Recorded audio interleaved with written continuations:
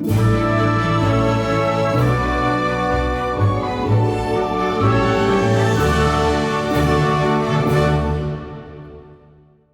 Ford won Le Mans in 1966, walls exploded with posters of the race cars. But the road-going GT40 was the one featured in the campaign, "Would you let your daughter marry a Ford owner?" What you see is one of the 30 original 1966 GT40 Mark I road cars that were built in Slough, England for Ford to qualify to race at Le Mans. Great effort has been undertaken to restore this car to exactly how it left the factory. Scottish author Ronnie Spain was hired to examine the disassembled car, and he literally wrote an entire manual explaining the necessary steps for the restoration, while parts sleuth Andrew Booth in the UK was able to find original bits and pieces. Restoration was performed by Jeff Snyder of Jeff's Resurrections in the US. This is what the team started with.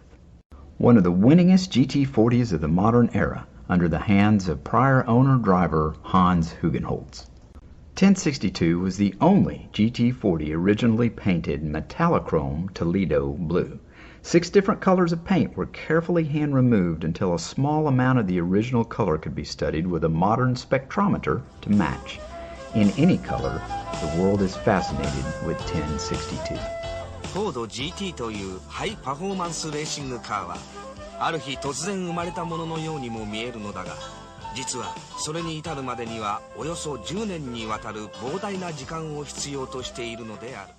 The chassis plate and ID tags were all carefully preserved, from the dog leash that holds the original clamshell to the luggage boxes, suitable for keeping your pizza warm.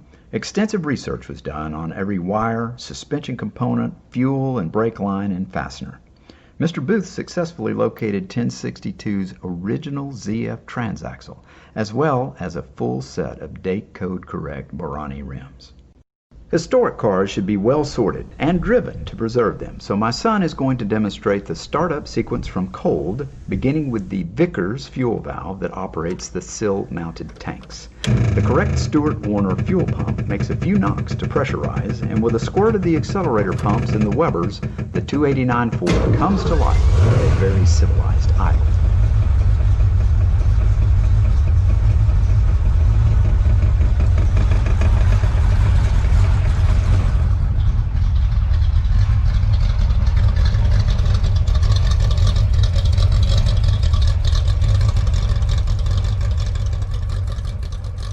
Caution should be taken anytime a 22-year-old is allowed to explore the boundaries of such a historic automobile, particularly one who fancies himself a race car driver.